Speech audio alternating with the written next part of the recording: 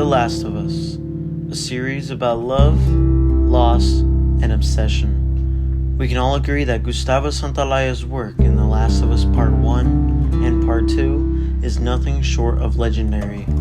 The way the music enhances the atmosphere and experience of the series is unmatched in this industry. But the most important part of The Last of Us is the emotion it brings out.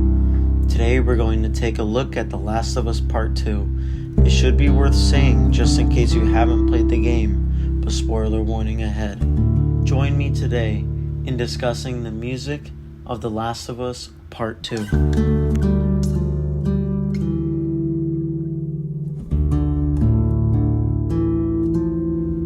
The music from the game elicits such raw emotion. Every piece of the music is fantastic in the way it changes the atmosphere, intensity, and feel of the gameplay. I wish I could go over the entire soundtrack, but we'd be here all day. So I'm just going to go over 5 of the songs. But first we need to establish what an emotion is. An emotion is a complex experience of consciousness, bodily sensation, and behavior that reflects the personal significance of a thing or an event. Gustavo brings countless feelings and emotions through his music, but I'm going to be focusing on a few. What better theme than the one you hear the most throughout the game? It Can't Last is Ellie and Dina's theme, whereas the other variant of the song sounds bittersweet, almost as if you know it's going to fall apart, but you are hopeful it doesn't. It Can't Last Home gives off an emotion of longing, yearning for what once was, to be repaired and new. The introduction of the other instruments adds an angelic yet somber feeling to it, while giving the slightest bit of hope for the future.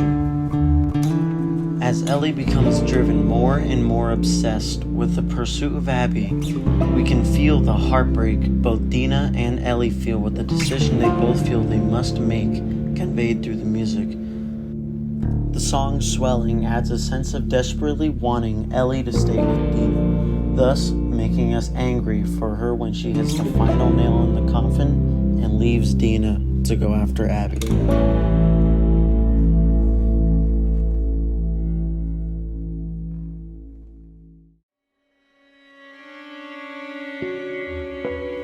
All Gone, The Promise just emits such sorrow and grief like no other song I've ever heard before.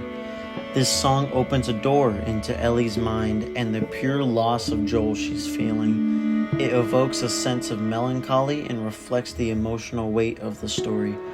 The haunting melody and poignant notes create a powerful and emotional connection to Ellie and adds to the motivation and hatred to go after Abby and WLF.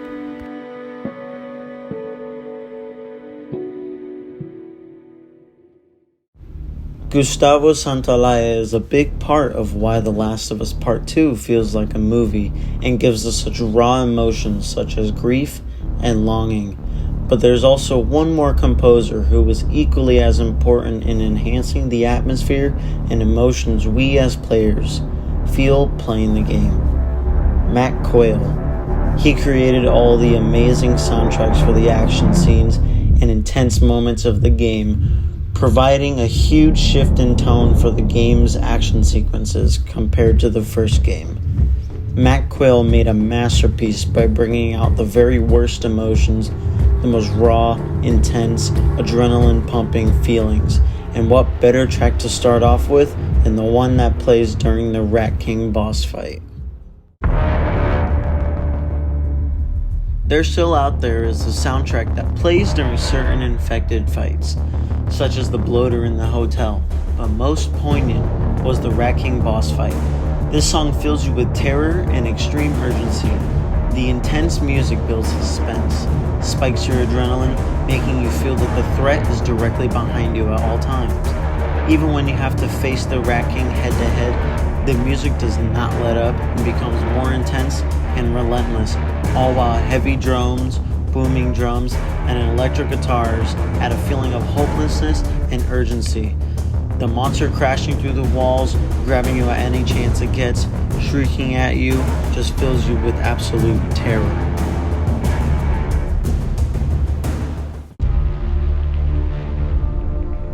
The WLF theme plays during the Hillcrest sections of the game. This track gives you a feeling of the sheer presence of the wolves, constantly dodging gunfire while trucks are driving past, all while Mac Quayle's excellent use of drones and drums slamming while feeling the pure rage Ellie feels, not letting anyone or anything stand in her way.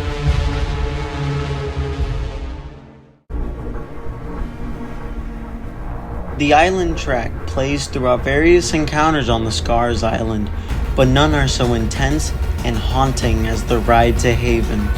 The way the track explodes as you ride past burning structures, gunfire, crashing buildings, and death and destruction surrounding you and engulfing you.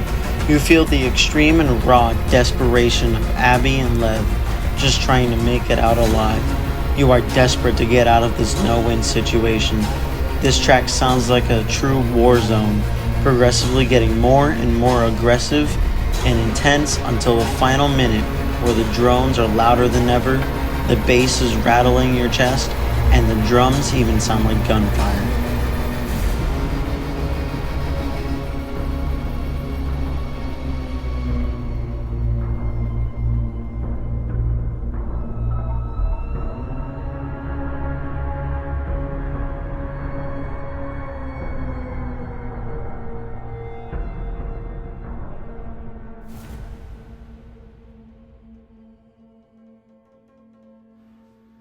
At the end of it all, The Last of Us Part 2 is nothing short of a masterclass in the music department.